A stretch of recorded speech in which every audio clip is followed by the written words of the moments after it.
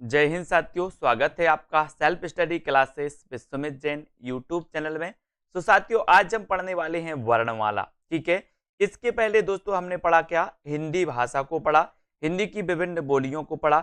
आज हम वर्णमाला को पढ़ेंगे। वर्णमाला में कितने अक्षर होते हैं, है ना, कितने स्वर होते हैं, कितने व्यंजन होते हैं, ये सारी चीजें आज हम यहाँ पर पढ़ने वाले हैं। तो पूरा वीडियो आपको जरूर देखना है दोस्तों। आज हम देखें कि वर्णों के व्यवस्थित समूह को क्या कहते हैं, वर्णमाला कहते हैं। ठीक है, अब जैसे अपन अलग अलग लिख दें, आ यहाँ लिख दो, बा यहाँ लिख दो, है ना, दा लिख दो, फिर ये व्यवस्थित समूह नहीं होता, है ना। क्रमबद्ध व्यवस्थित समूह जो होता है दोस्तों, वो क्या कहलाती है, वर्णमाला कहलाती है। तो अपन पढ़ते आ रहे बचपन से।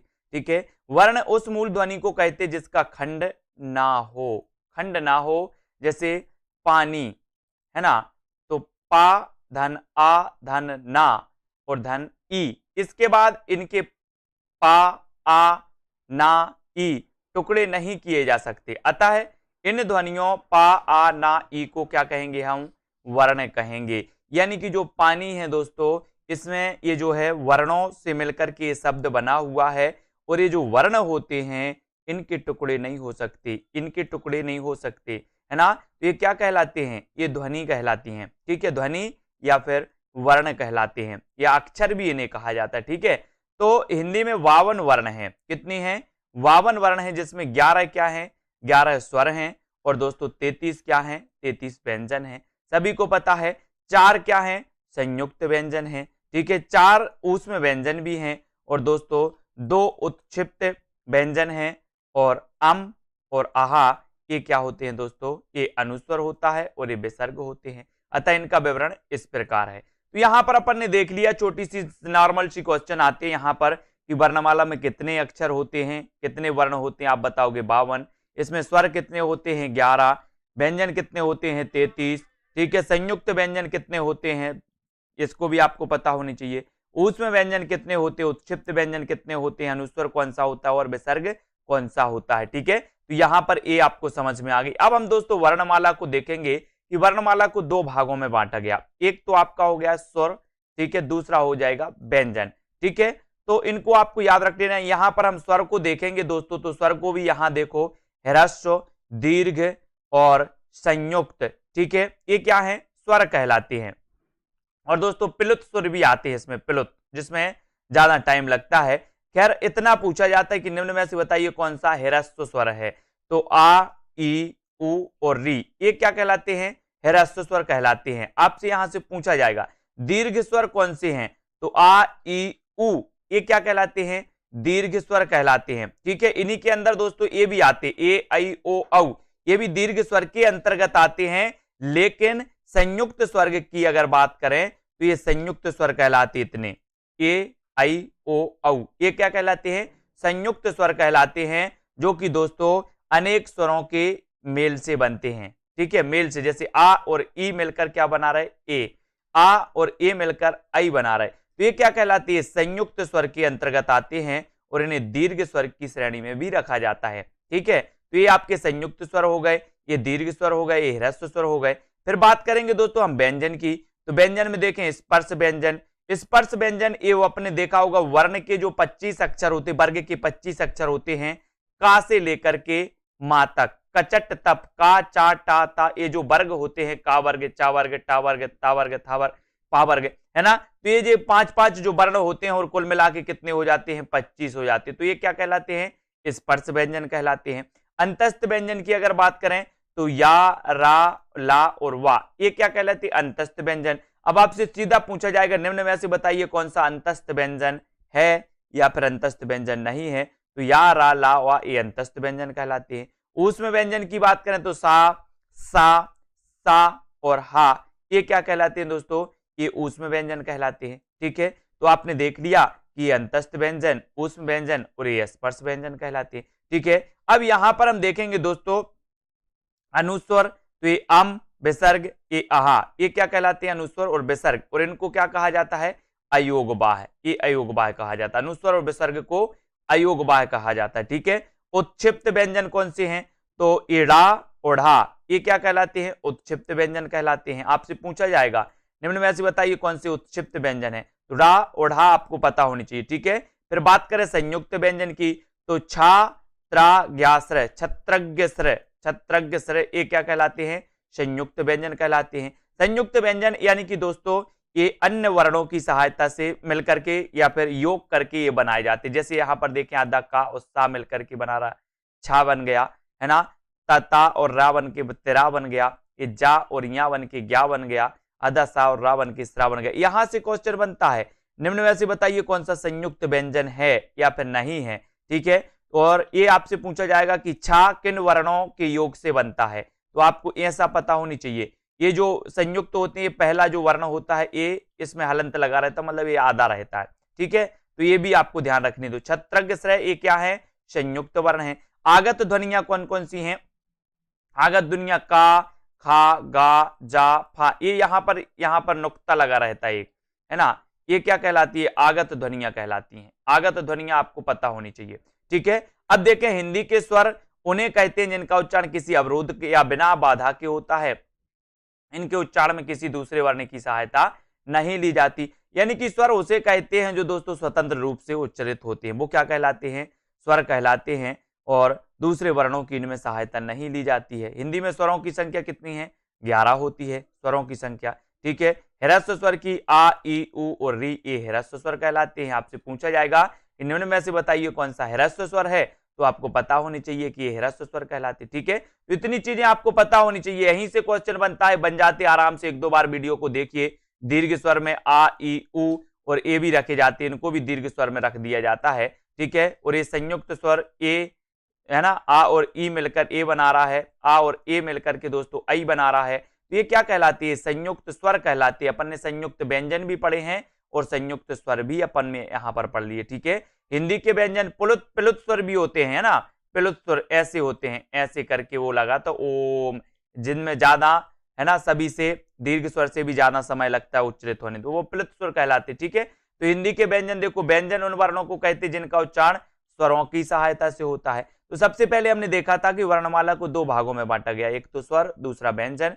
स्वर का देखा कि स्वर स्वतंत्र रूप से उच्चरित होते हैं, जबकि जो व्यंजन है वो स्वरों की सहायता से दोस्तों इनका उच्चारण किया जाता है।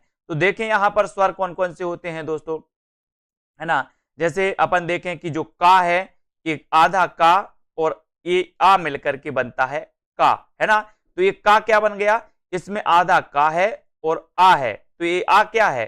स्वर है ना, मतलब ये जो व्यंजन है, ये जो का व्यंजन है, ये आ स्वर की सहायता से दोस्तों इसमें बना है, यानी कि का में आधा का और आ इसमें छुपा हुआ है। ठीक है, ये अब खा देखें तो आधा खा और आ मिलकर के बना खा, जब हम पूरा नाम लेते हैं खा।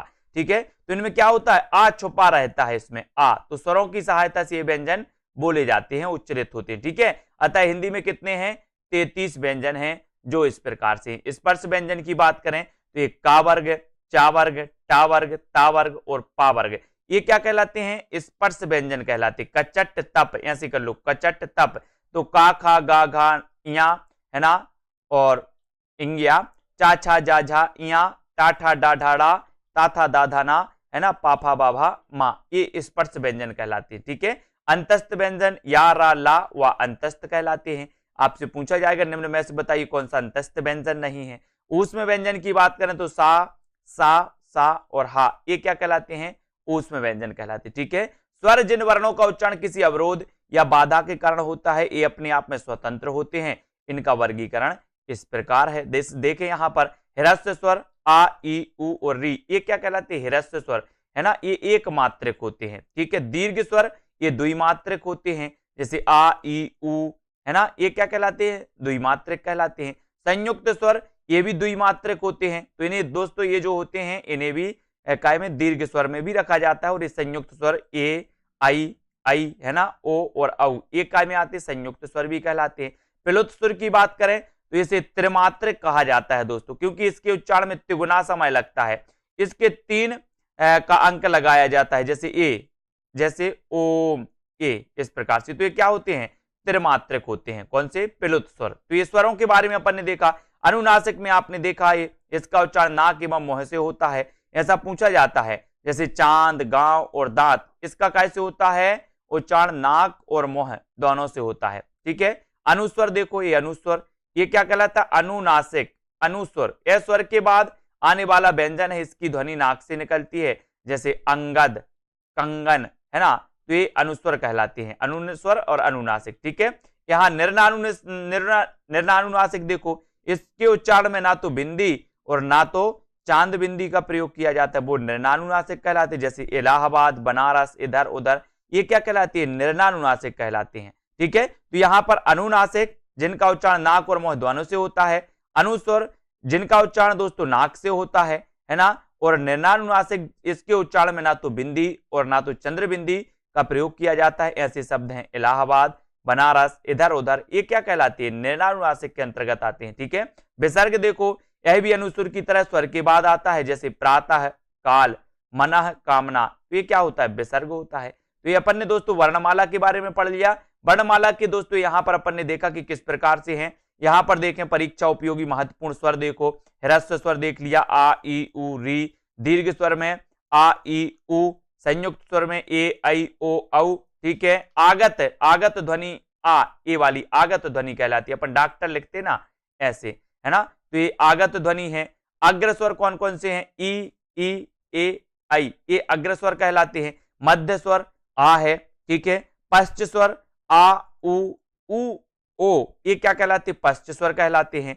ठीक है, विव्रत आ ए औ, ये विव्रत हैं। अर्ध विव्रत ई उ ओ, अर्ध विव्रत कहलाती है। संव्रत ई उ, है ना, अर्ध संव्रत ई और उ, ये अर्ध संव्रत के अंतर्गत आते हैं। तो इतनी चीजें आपको याद रख लेनी है, ह्रस्व स्वर कौन से हैं, दीर्घ कौन से, संयुक्त, यहीं से क्वेश्चन पूछ लिया जाएगा आपसे। अयोग बाह्य अम और ये विसर्ग, ये क्या कहलाते हैं, अयोग बाह्य कहलाते हैं। तो यहां से क्वेश्चन पूछे जाते हैं दोस्तों। ठीक है, इनको याद रख लेना। हिंदी व्यंजन देखो एक नजर में, व्यंजन जिनका उच्चारण स्वरों की सहायता से होता है। स्पर्श व्यंजन कौन से हैं, तो का से मा तक, इनकी संख्या कितनी होती है, 25 होती है। ठीक है, अंतस्थ व्यंजन कौन से हैं, तो या, रा, ला, वा, इनकी संख्या कितनी होती है, 4 होती है अंतस्थ व्यंजन की। ऊष्म व्यंजन की कौन, इनकी संख्या 4 होती है, सा और हा, ये ऊष्म व्यंजन कहलाती है, इनकी संख्या कितनी, 4 होती है। उत्क्षिप्त या जिन्हें द्विगुणी व्यंजन भी कहा जाता है, ड़ा और ढा, इनकी संख्या 2 होती है। आपसे पूछा जाएगा निम्न में से बताइए कौन सा द्विगुणी व्यंजन है, कौन सा उत्क्षिप्त व्यंजन है। ठीक है, तो ये आपको पता होनी चाहिए। संयुक्त व्यंजन देखो, तो छा, त्रा, ज्ञा, स्रा, जो अन्य स्वरों के योग से, अन्य व्यंजनों के योग से बनाए जाते हैं, है ना, ये क्या कहलाते हैं, संयुक्त व्यंजन कहलाते हैं। आगत ध्वनिया में हमने देखा ये नुक्ता लगा है, का, खा, गा, जा, ये नुक्ता वाले जो होती है आगत ध्वनिया कहलाती हैं। ठीक है, प्रकंपित या लुंठित जो हो जाते हैं, रा आ जाता है, रा, ये प्रकंपित या फिर लुंठित व्यंजन कहलाता है। ठीक है, पार्श्विक व्यंजन कौन सा है, तो ला है। नासिक के व्यंजन कौन सा है, तो यम गण नम, जो वर्ग के पंचम अक्षर होते हैं वो नासिक व्यंजन कहलाते हैं, यम गण नम। ठीक है, अर्धस्वर देखो, या और वा, ये अर्धस्वर होते हैं। ठीक है, कंठ, का, खा, गा, घा, डा, ये कंठ से इनका उच्चारण होता है, कंठ से। ठीक है, तालु से होता है चा वर्ग का, चा, छा, जा, झा, इया। मूर्धा से होता है टा वर्ग का, टा, ठा, डा, ढा, डा, है ना। दंत से होता है ता, था, दा, धा, ना। और ओष्ठ से होता है पा, फा, बा, भा, मा। ये अपन ने देख लिया ना, का, चा, ट, तप, है ना। और यहाँ देखो कंठ, फिर तालु, चा वर्ग, टा वर्ग मूर्धा से, ता वर्ग दंत से, और अंत में पा वर्ग जो होता है वो ओष्ठ से होता है। ठीक है, तो इनको अपन को याद रख लेना। अगला देखें दोस्तों, इंगिया, ये इंगिया वाला जो होता है इसका उच्चारण स्थान क्या है, एक कंठ से उच्चरित होता है ना। इया, ये तालु से प्लस नासिका से, है ना। तो कंठ और नासिका से, नासिका तो आई गई इसमें, है ना। मूर्धा और नासिका से होता है ड़ा का, दंत और नासिका से होता है ना का, ओष्ठ और नासिका से होता है मां का। तो ये क्या है, यम गण नम यानी कि वर्ग का पंचम अक्षर है, और ये दोस्तों ये क्रमबद्ध इनका उच्चार होता है। ठीक है, इनको अपन को याद रख लेना। अब यहां पर आते हैं, आगे देखते हैं, और भी बहुत ही महत्वपूर्ण है यहाँ पर। ए और आई का उच्चारण स्थान क्या है, कंठ प्लस तालु, यानी कि कंठ तालव्य से कहा जाता है। ए आई कंठ तालु, है ना, ए आई कंठ तालु। ओ औ कंठ ओष्ठ, ओ औ कंठोष्ठ। ठीक है, ओ औ कंठोष्ठ, ए आई कंठ तालु, ए आई कंठ तालु इनका उच्चारण स्थान है, और ओ औ जो है एक कंठोष्ठ इनका उच्चारण स्थान होता है। ठीक है, व्यंजनों का वर्गीकरण देखें, प्राण वायु के आधार पर, घोषत्व के आधार पर, उच्चारण स्थान के आधार पर, और मुख भाग के आधार पर ये व्यंजनों का वर्गीकरण किया गया। तो सबसे पहले हम देखेंगे दोस्तों प्राण वायु के आधार पर। प्राणत्व के आधार पर व्यंजनों का वर्गीकरण 2 प्रकार से किया गया। कौन कौन से, एक तो होते अल्प प्राण और दूसरे होते हैं महाप्राण। ये प्राणत्व के आधार पर है, ठीक है, प्राण वायु के आधार पर, ठीक है। तो यहां पर देखो प्रत्येक वर्ग जैसे का, खा, गा, घा, इंग्या का पहला, तीसरा और पांचवा वर्ण अल्प प्राण होता है, जैसे का, गा और इंग्या, है ना। तो ये आपको याद रख लेना, प्रत्येक वर्ग का पहला, तीसरा और पांचवा। हमने वर्ग देखा ना, का, चा, टका वर्ग, चा वर्ग, टा वर्ग, है ना। ये वर्ग के पहले, तीसरे और पांचवें वर्ण को क्या कहा जाता है? अल्प प्राण। वो अल्प प्राण के अंतर्गत आते हैं।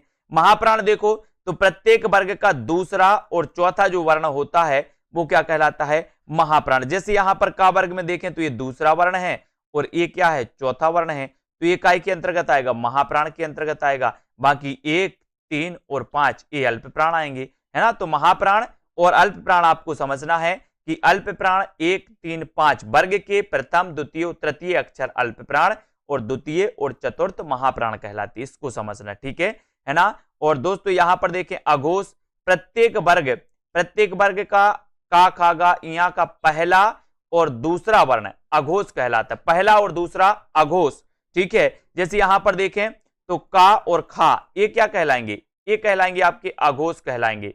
तो आप समझ गए, वर्ग के 25 अक्षर में जो का, चा, टा, का वर्ग, चा वर्ग होते हैं, इन्हीं वर्ग के प्रथम और द्वितीय अक्षर जो कहलाते हैं वो क्या कहलाते हैं दोस्तों? अघोष कहलाते हैं, ठीक है।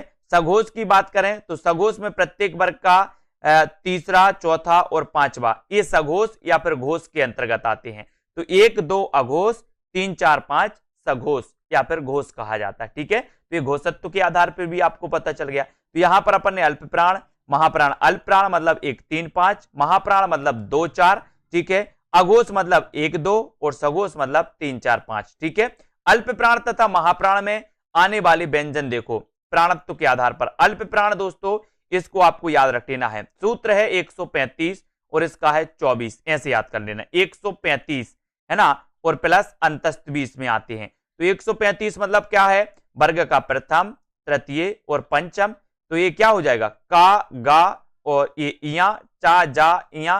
तो ये क्या होती है? 135 याद रख लेना, बोले 135 अल्प प्राण, है ना। और 24 ऊष्म, तो 24 में मतलब 2 और 4 तो दूसरा और चतुर्थ अक्षर हो जाएंगे, प्लस में इसमें ऊष्म व्यंजन भी आते, सा, सा, हा, ये भी दोस्तों इसमें काय में आते हैं? महाप्राण में आते हैं और ये अल्प प्राण में आ जाते हैं। तो अल्प प्राण 135 याद रख लेना, महाप्राण 24 याद रख लेना, मतलब 24 मतलब 2 और 4, वर्ग के 2 दूसरा अक्षर और चतुर्थ अक्षर और वर्ग के 1 पहला अक्षर, तृतीय और पंचम अक्षर, इसलिए ये सूत्र दिया गया है 1, 3, 5 और 2, 4, ठीक है। इस प्रकार से बात करें अघोष तथा सोग, घोष, सघोष में आने वाले व्यंजन कौन कौन से हैं? अघोष में देखें तो 1, 2 यानी कि 12, ठीक है ऐसे। और घोष या सघोष में 3, 4, 5, 3, 4, 5। तो ये तो आपको पता चल गए, ठीक है।